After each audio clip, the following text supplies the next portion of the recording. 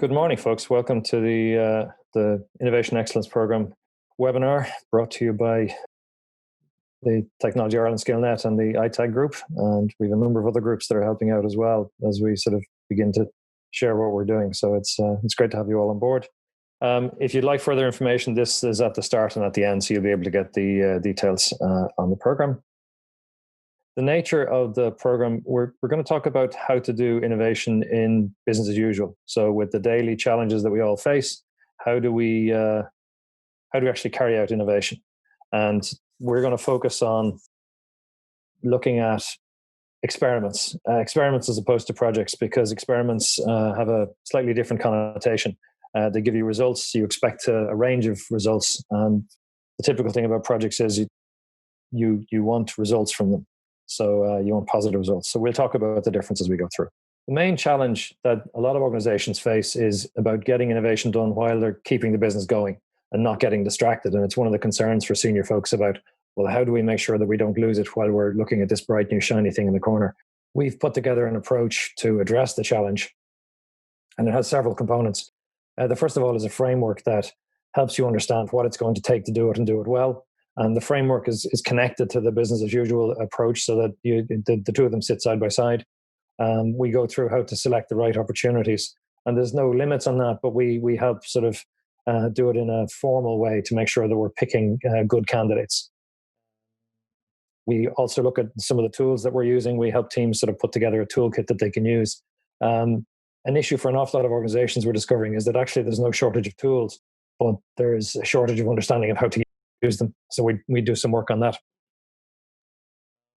I mentioned the difference between experiments and projects.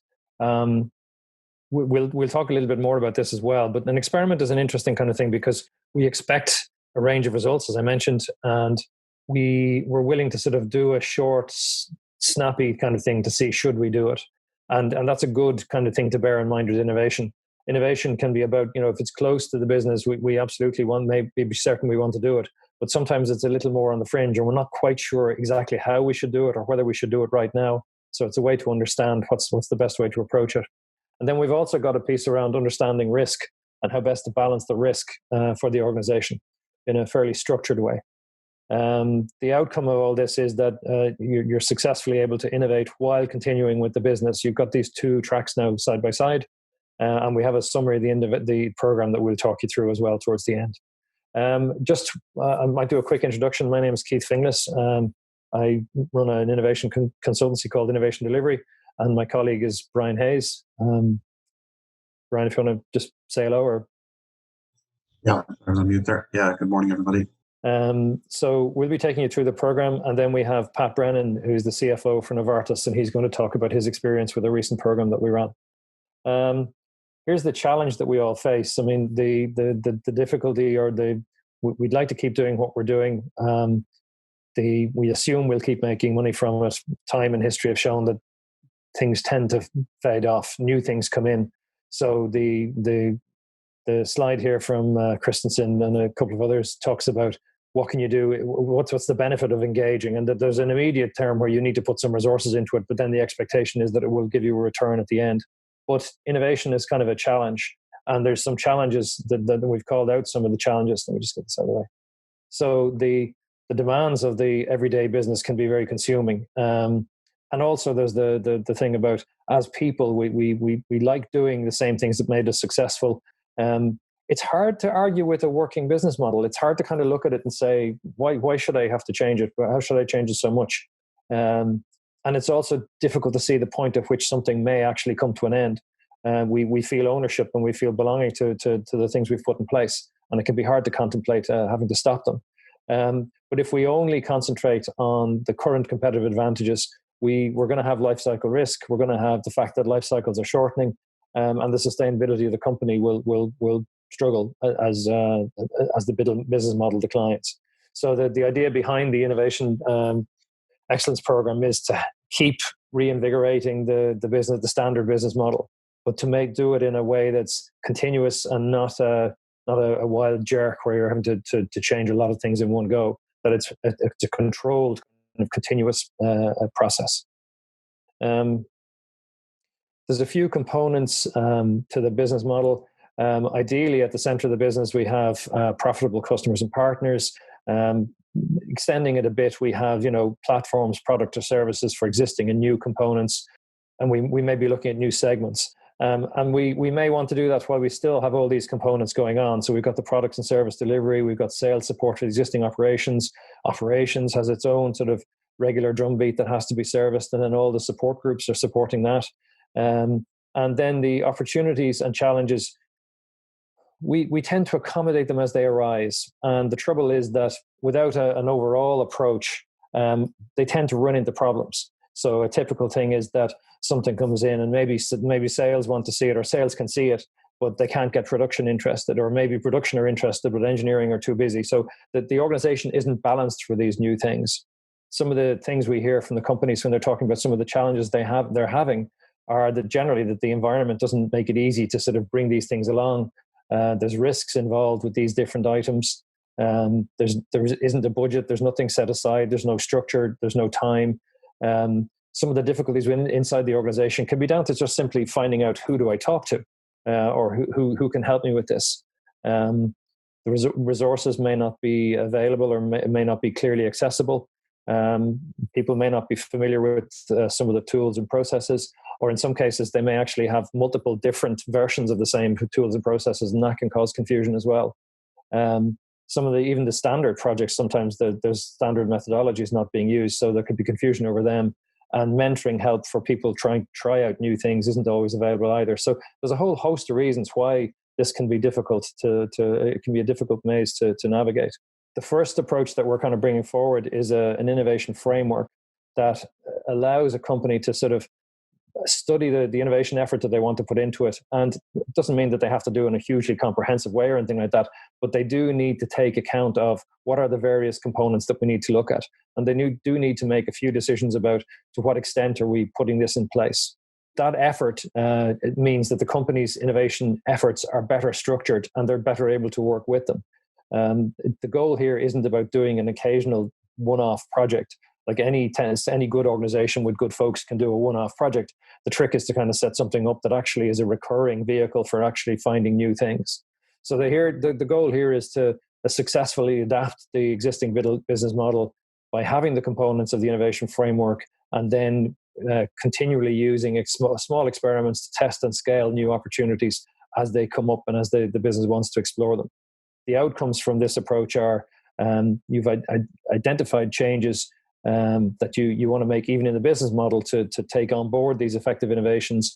You pre-qualify the experiments to make sure that they're actually the things you want to do, that it's not one person's enthusiasm, but it's actually a slightly colder-eyed kind of view across a few people that this is actually a distinct possibility.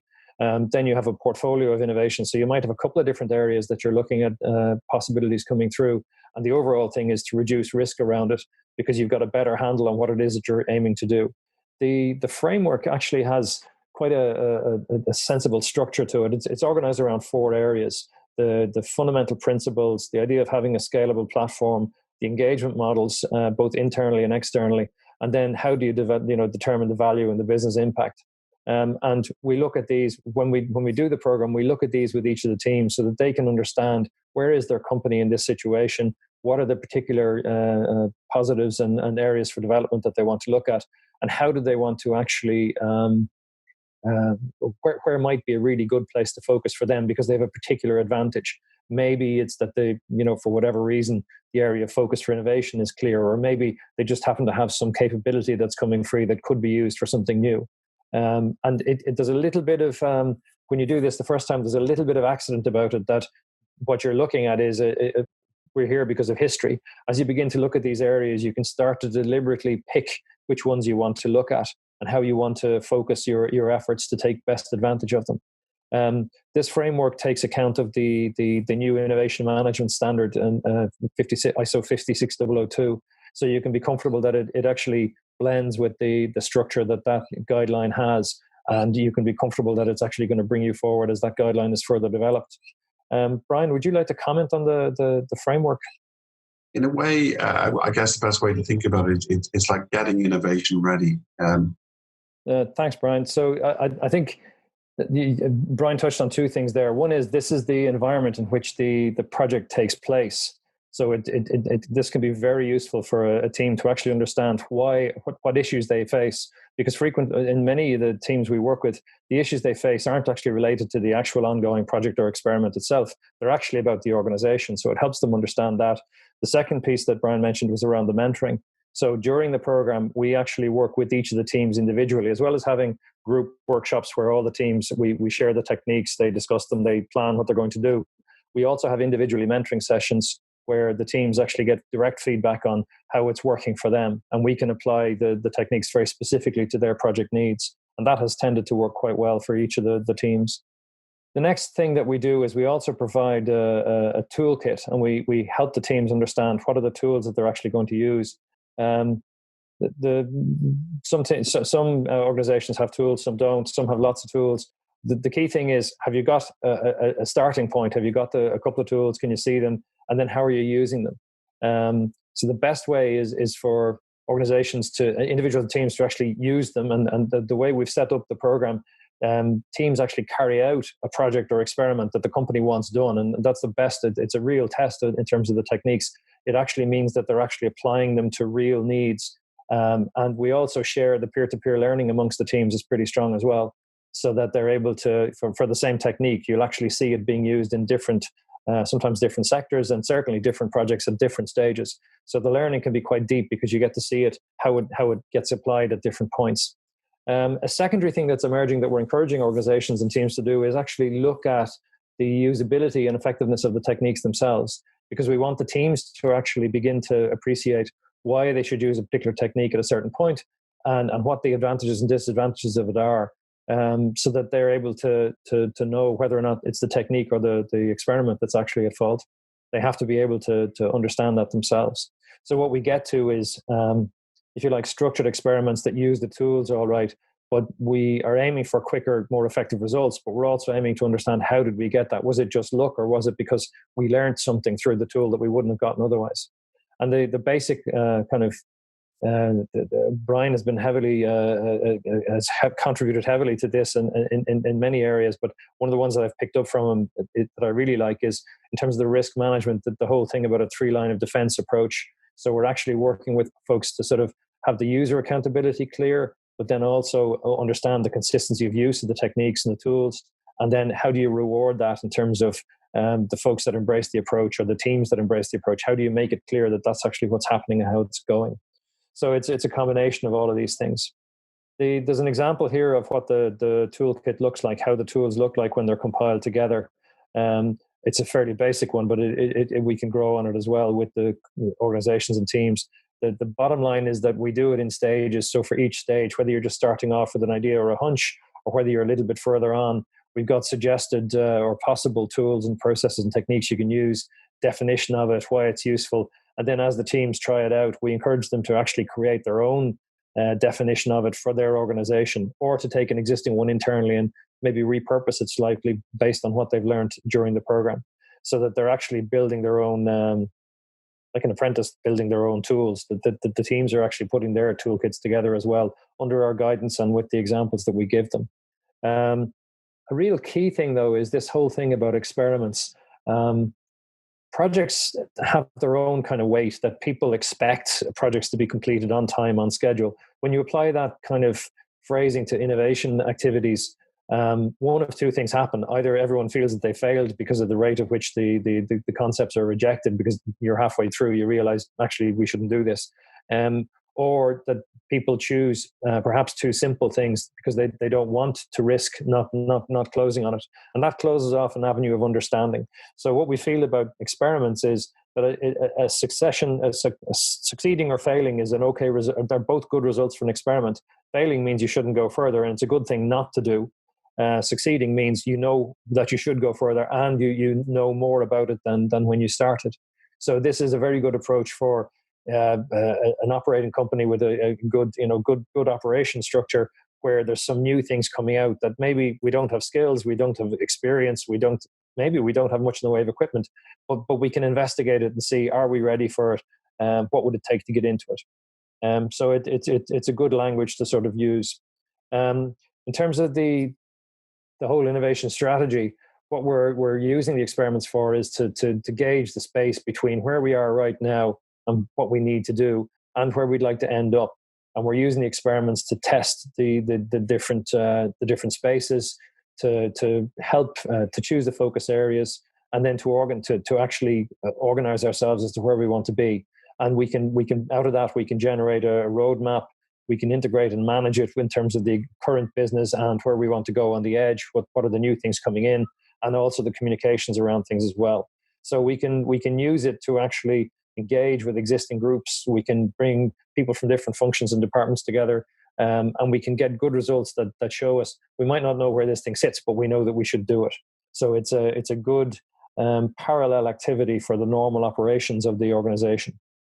And the standard items are within the experiments. That at a high level, an important part about it is to discover the opportunity spaces. And that sounds very grand, but actually oftentimes quite a few folks inside the organization know, but they know them individually. Here you're bringing them together to actually make it, you're getting close to making it part of strategy or getting it approved as part of strategy.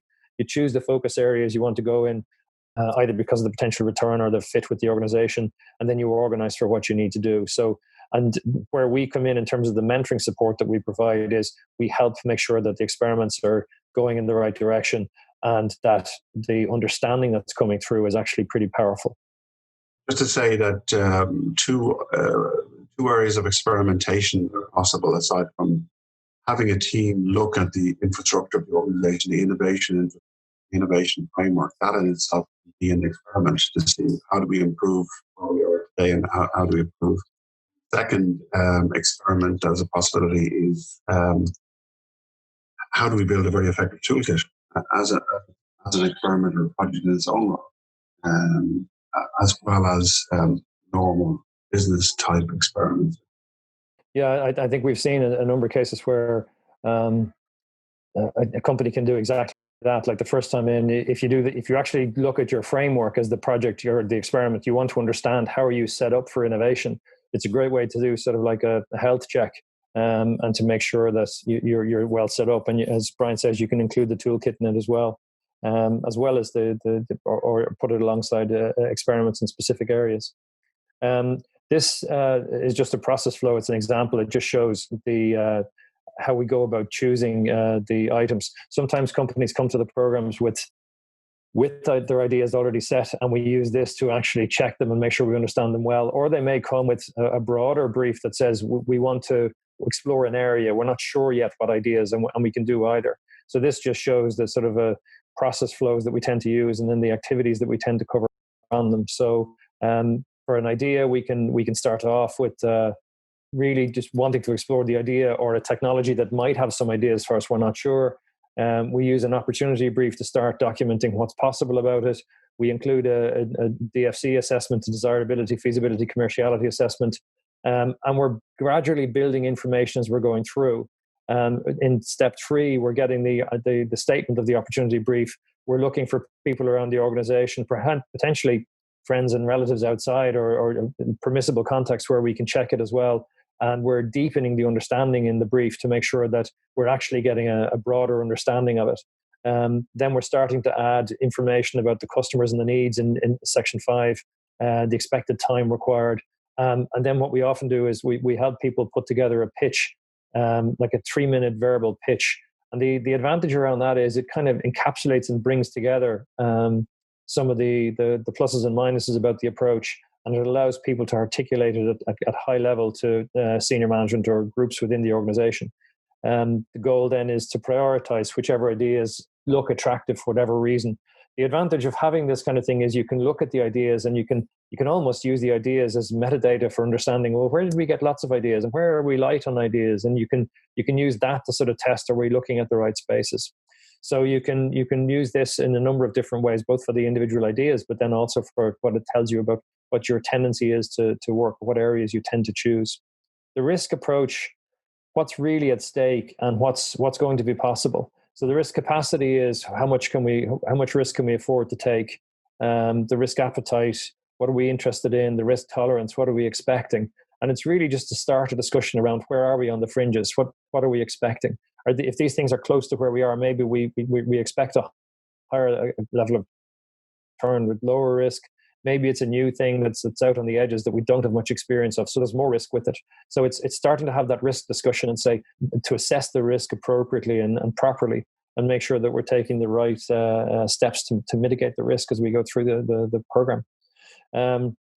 The advantage of the overall advantage, if you align the innovation alongside the business as usual, you're continuing to do what made you successful, and the experiments are sitting there. The innovation framework means that you've got an accommodation, and you may be down to the level of having service level agreements between different departments in terms of how they handle these oddball things that are coming along. The approach, the strategy, capital, and the risk side of things means you've got potentially a diversified portfolio of opportunities. So it means you're looking at different opportunities that are coming up, and you're mitigating the need for senior management to be absolutely spot on correct about these things, because that's actually really difficult. But a portfolio approach means you've a better chance of having at least one of the bets or several of the bets will pay off. The key thing for the business is they're now able to exploit the current and future advantages. So yes, they can do short-term improvements, but they can also look down the line and say, what are the things coming that are a bit bigger that we need to do? Where you're handling the faster business life cycle models, you're actually getting ready and getting used to that. So you're building change into your life cycle, your business model. You're also improving the ongoing sustainability of the business. So this is all why having innovation is in the business as usual approach to the organization is quite important. And by all means, have a look at the program and see if it's something you'd like to explore further. We've put a couple of items here, a couple of thoughts just on what it's about. I'll just get that across. Some key aspects. The framework is pretty key because it really helps you to understand how well set up are you for innovation. And it's not that you have to improve anything or change anything immediately, at least then, but you understand why some things might be easier to do and some might be more difficult. In terms of the actual experiments that you choose, you're going to get a number of ideas and you get supported progression to actually bring them along. You actually improve the pitch clarity so people can understand why should I do this? The processes will actually make sure that you've got a customer-centric validation of the experiments to make sure that you're doing stuff that someone really wants. On the toolkits and techniques, you're bringing in tools and techniques that you'll actually be able to use and use repeatedly. One of the challenges for us, or the goals for us, is that the folks on the teams actually become ideally trainers for the techniques because they're so familiar with them. And they should encourage that, and we encourage that people will actually broaden them to the rest of the organization. And then we provide the mentoring support as we're going through to help guide the teams and help spot the pitfalls ahead of time. It's interesting, at a rough guess, probably half the pitfalls are within the tools and techniques, and half are around things that the framework relates to in terms of how do I connect better across the business? How do I spot that? How do I work with the fact that one of the organizations I need is reluctant to work with us because, for a number of reasons? How do we get over that? So it's those kinds of techniques and supports that can be quite key. In terms of the program itself, it's now a fully virtual program. We work with teams of 3 to 5 people from the organizations. We have had teams of 2, but 3 to 5 is kind of normal. There's 8 workshop days with mentor support per team in between the workshop days. And the deliverables that come out are the experiment results themselves, the toolkit, and the framework. And just a comment, we're connected with the National Standards Association of Ireland through the new ISO Innovation Management System. And they're very pleased that we're actually bringing the guideline and making it a part of the work, so that the folks on the teams, we share the guideline with them, and they understand. We're hoping that they'll come to understand the purposes behind the guideline, and the what it can help, how it can help their organizations. That's the presentation. If I hand over to Pat now, just to hear some of Pat's experiences. Yeah, thanks, Keith. So I'm Pat Brennan. I'm the country CFO with Novartis here in Ireland, and we ran the program with Keith and Brian from February to May. So we've just come out of that. Maybe just to kind of set the context and obviously maybe explain what we actually do here in Ireland. I'll just say a few words on Novartis and our Global Service Centre, and then kind of walk you through our journey and obviously the lessons on the program as well. So like Novartis, some of you may be familiar with us, but we're a global healthcare company headquartered in Switzerland. roughly turnover 50 billion, 110,000 employees. I suppose innovation is at the core of what we do. So we use innovative science and technology to discover obviously new medicines for to address society's healthcare needs. We spend around 9 billion a year in research and development. And then from an Ireland context, we have a number of business units located in Dublin and Cork.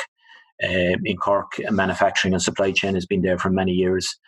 Here in Dublin, we have obviously we sell Novartis products in the Ireland market. We have our marketing and sales team, but actually our biggest unit is a global business service centre. So we have around 700 employees in that centre. And in terms of the Innovation Excellence Programme, we actually done it within this centre operations. The centre kind of supports, we have an operating unit called Novartis Business Services. Roughly 85% of what we do is covering that. We also have global drug development and corporate functions within the operation.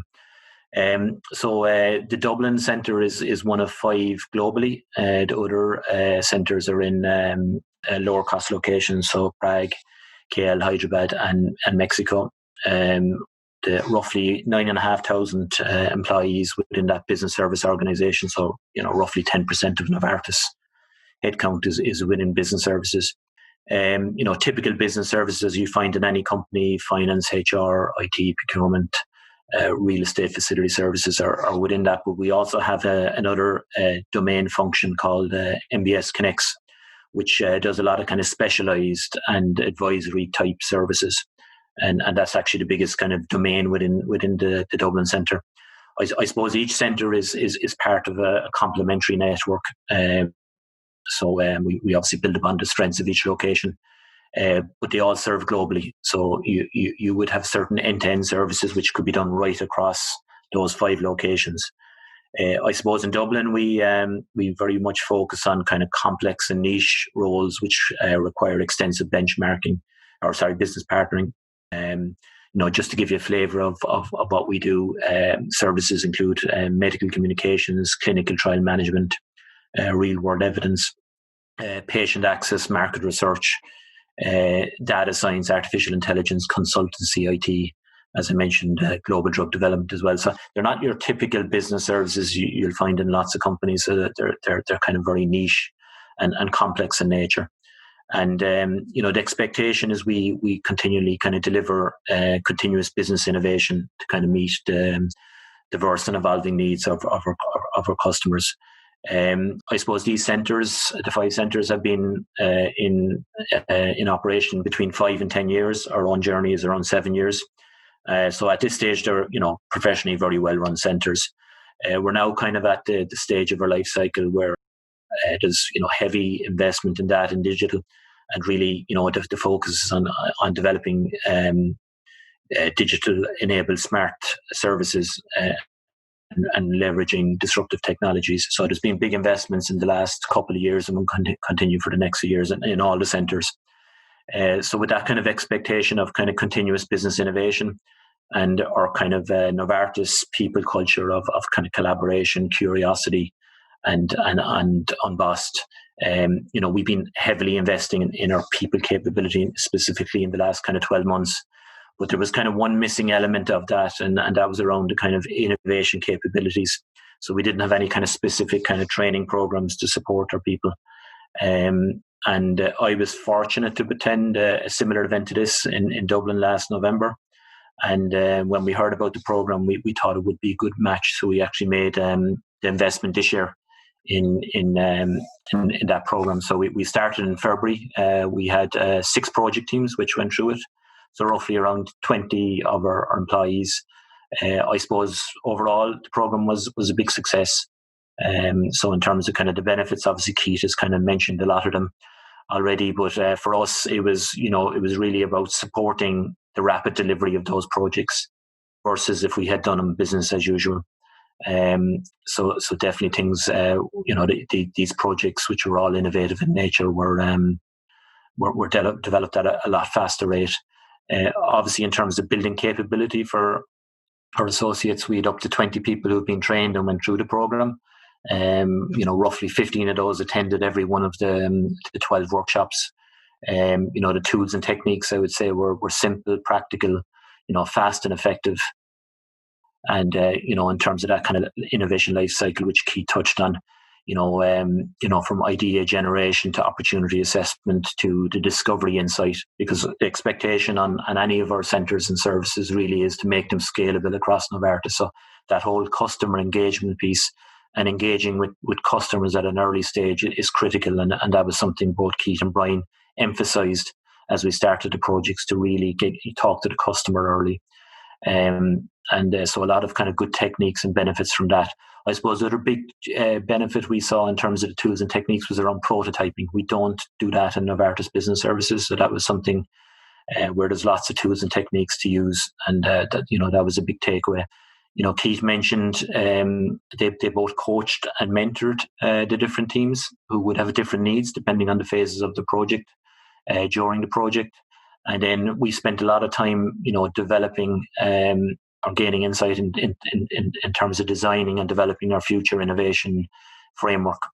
Which was, supported by Keith and Brian as well.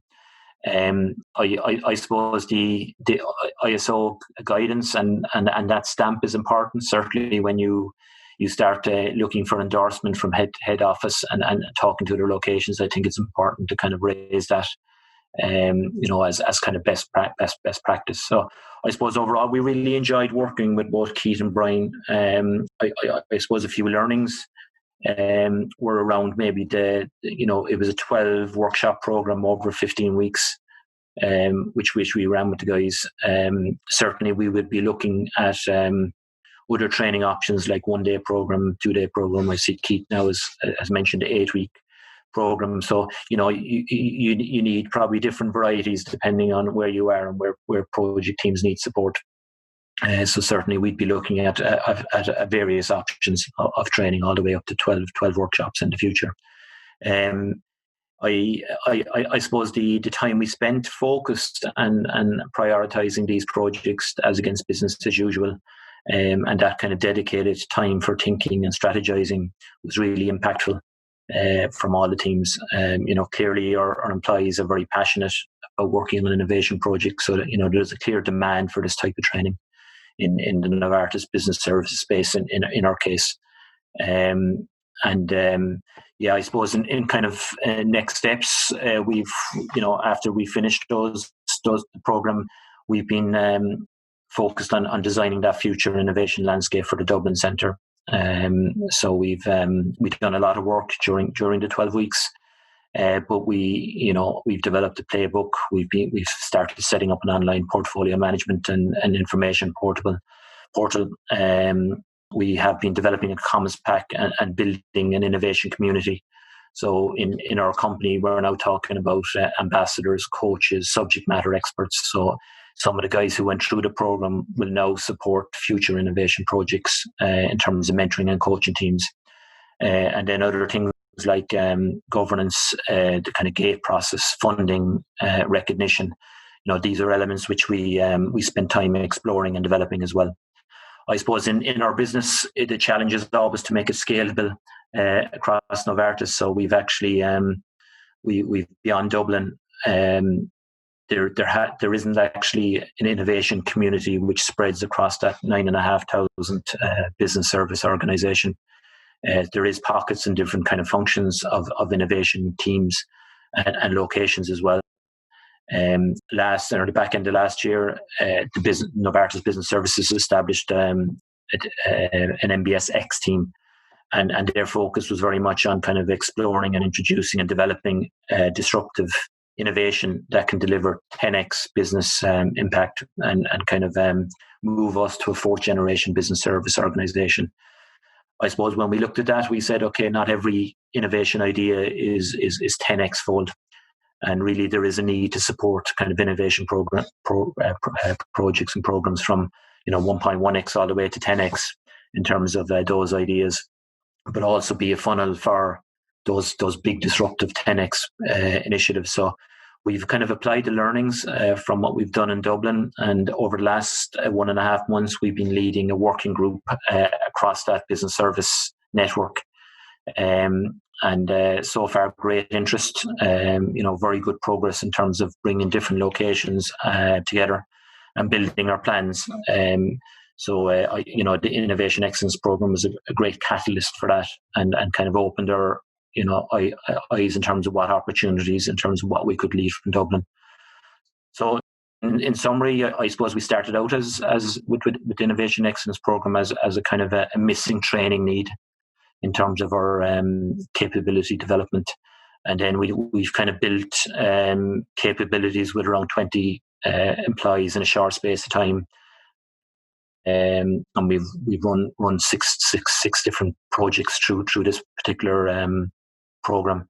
And then we've developed an innovation framework for the site and continue to develop that. But we have the potential then to kind of scale that across Novartis, and that's where we are now. So, something which we started 6 months ago has kind of gone a long way. So for us, it's been a huge success.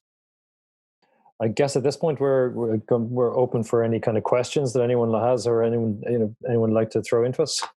There's some questions there, Keith. In fact, the first one's for Pat. You might see the question there, Pat. Can you say it? How you selected the teams, and were the teams drawn from functions across the group? Yeah, I can answer that. Yeah. So, we had two options. So Keith and Brian, at a very early stage when we engaged them, said they would facilitate that. That was in we started talking to Keith and Brian just before Christmas, and during the kind of Christmas period, we really wanted to do a kind of a low key promotion of it in January, because we knew we'd get lots of ideas, but really we wanted to kind of focus on teams where they were likely to commit to it and go through the 12-week program, but also chances of success. So we actually chose the projects.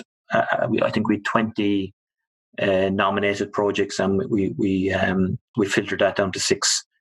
So we done it on our own, but Keith and Brian could have facilitated that. They certainly offered, but we done it ourselves. The fact that when we did the program, we were working with Novartis and all the teams were in one company. We've actually run a number of programs like this, and it's not an issue. We can have a number of companies, teams from companies working side by side. They share they share the techniques, but they do their own project work directly for the companies.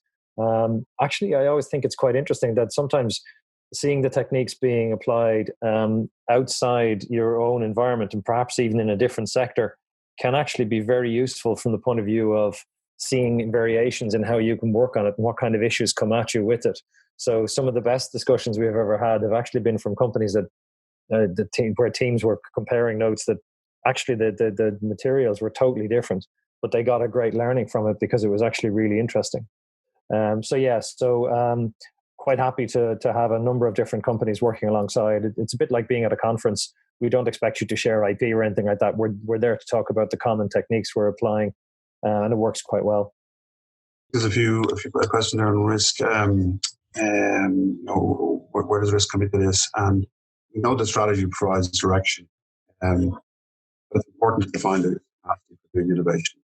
How much risk you really afford to take. So that's what the risk element is about, is trying to quantify that. Innovation risk appetite in the same way as you determine what the risk appetite is, or the budget you want to spend for development in type of methodology. So it's really linking strategy and capital and risk appetite together and giving a reflection of that and incorporating that in. Because at the end of the day, if you have an as-is state and you have a strategy which determines where you want to go, gap in the middle requires a risk. It's a time, it's a risk of it. And I think we carry that on down into each of the projects where we're looking to understand what are the risks. I always find it quite interesting when you talk to members of an innovation project, they're always quite enthusiastic. So when you ask them what the problems are, sometimes they kind of go, "What problems? Of course, there's no problems. This is all wonderful." Actually, the more pragmatic ones, if they can give you a comprehensive list of risks, it's actually a much better bet. So getting them to talk about the risks means it's much more founded in reality, and then much more likely to actually succeed. So it's much better to do that. So we have a few questions here. On governance or functionally, where does the program governance sit within an organization? I think from our different experiences, Bernard, Pat can talk about it from Novartis' point of view. Certainly from my own executive career point of view, we had a innovation council, was a supportive council determining how each of the projects requirements would be funded, what the risk appetite was, and how that was going, how they, what was the determinants for dealing with requirements and stopping them. So generally sits close to the CEO level, close to the management committee level. It should be a voice at the committee table. Do you want to comment on that as well? Yeah, from Novartis side, yeah, that's a good question. It doesn't sit really in any function at the moment. As I kind of mentioned there, we've different kind of innovation communities in different parts of the organisation. So, for example, in our technical research and development, which sits in our development organisation, they have an established innovation community for the last kind of 3 years, and that person would have a direct line to the head of that particular area, so they'd sit on the leadership team. In the business service area, as I said, it's quite new in terms of going for that end-to-end solution across the network. My background is in finance. I have no background in innovation, but I've worked with the company for 18 years. So in terms of kind of connecting with different parts of the organisation, it would come naturally to me. So I've been leading it for now in terms of taking it beyond Dublin. But Novartis is very much a kind of consensus type organisation. And now the new culture is very much embossed. So kind of, if there is a good idea, drive it and take it forward and try to prove that you can scale it. So, in terms of our team members now, which we've set up in the last kind of month and a half across the organisation, you have a mix of people from all different functions. So at least you're getting inputs from all the different areas. Who will lead that is another question. Certainly Dublin, when it comes to kind of complex and business partnering across the network, that would be one of our big strengths in kind of connecting the organisation. So certainly we see ourselves playing that role. Keith, do you want to take on the large company view, the small micro company view? Yeah, we've got example of. Margaret, your question's very good. In a number of the programs we've done, we've actually had startups who had teams in it, working alongside teams from multinationals and even public sector. We've also had a number of different public sector organizations who put teams into programs like this, where they actually work within the team, but then go back to their day job. And it's the same for us, for every company as they're going through it. But yes, we've had a number of micro companies and public sector. I was just going through the list in my head of the public sector. We've had a couple of semi-states. We've had a hospital from a very large hospital.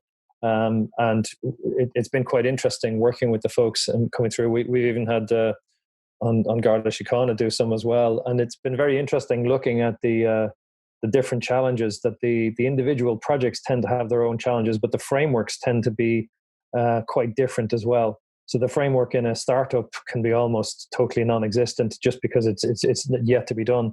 But the framework in a public sector organization, it can become very important, and no less than multinationals, to make sure that the right I's are dotted and T's are crossed, to make sure that the advantage of being in a large organization can be used, but the disadvantage in terms of potentially upsetting someone or some organization, that needs to be resolved as well. So yeah, we actually have a number of companies that I guess it's private sector, public sector.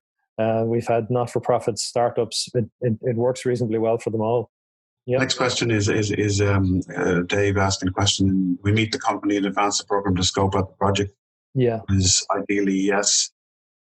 It's certainly the case of Novartis. Generally speaking, we would there'd be some emailing and some conversations, increasingly virtual these days, but we would actually aim to do some clarification on the project ahead of the start to make sure that we know where it's coming from and what sector it's in. It's probably worth noting on that too. We've had a number of different sectors, like quite widely different ones. So financial services, yes, but IT, pharma, heavy engineering, medical devices and data. The techniques are pretty universal from that point of view. And they tend to work well across the gamut, really. Pat, any tool or technique that you Yeah, just add to Keith's point there. I mean, while we chose the projects ourselves, we would have got each one of the teams to present to Keith and Brian before we started the training course, just to get their input and understanding of where teams were as well. So we done that, and we were looking for Keith and Brian to say, okay, are we okay with these? Do you think they will fit, or maybe we shouldn't include these projects in the program? As it turned out, we included all 6. And one of our projects failed quite early through the tools and techniques which Keith and Brian shared with us through that kind of whole stakeholder engagement. To answer Stephen's question there, any particular tool and technique, I would say if you asked everyone who went through the program, they all had their favoured ones. So all of them were very beneficial through that whole life cycle, which Keith shared earlier. If I had to pick, one area, I think the whole kind of discovery insight and the engagement with customers, being pushed to do that very early. Typically we in Novartis, we'd be risk adverse and we'd say we need to come with the perfect solution before talking to the customer. We were pushed heavily to have that customer engagement earlier and use different techniques in terms of pitching our idea. My own personal favourite was around the prototyping techniques, because I hadn't really seen that before. And it's not something we practice. So I certainly feel that's something we could do a lot more within our business service organisation. Add as well that the more work that's done in advance of the program, the better. So we do quite a bit of support to companies in terms of shaping the idea and determining the desirability and capability of it. Has the ability to undertake repeated innovation improved with Novartis? I suppose that's where we're spending a lot of time. We spent a lot of time outside the training program working with Keith and Brian to kind of put the right structure in place, because every company will be a bit different, that has taken us a lot of time during the program, but we continue to do that development at a Dublin level. But we're taking beyond Dublin now and doing it across the network, and getting that structure in place now is critical, because once you do your big launch events like crowdsourcing events and hackathons and stuff like that, all that structure has to be in place. So we're putting a huge effort into that at the moment. And Dave asked me just to mention that the program cost to participating companies is €7,860 per team of 3 to 5 people. The ICT Skillnet provide the grant aid, and the next cohort is starting on the 10th of September, and that's open for booking. I think we've the first team already lined up. There's a PDF brochure that will be made available to everybody who attends, so that they can see the components of it. I'd like to thank Pat for coming along and giving his experience. Thank you very much. It was great to have you here and hear how it went for you. Apart from that, best of luck, folks, and enjoy the summer. Thank you, everybody. Thanks, Keith. Thanks, Brian. Thanks, folks. Thanks for watching. If you enjoyed this webinar, please follow us on Twitter and LinkedIn to be kept up to date with all our news, events and programmes. You can also subscribe to our YouTube channel for more videos like this one.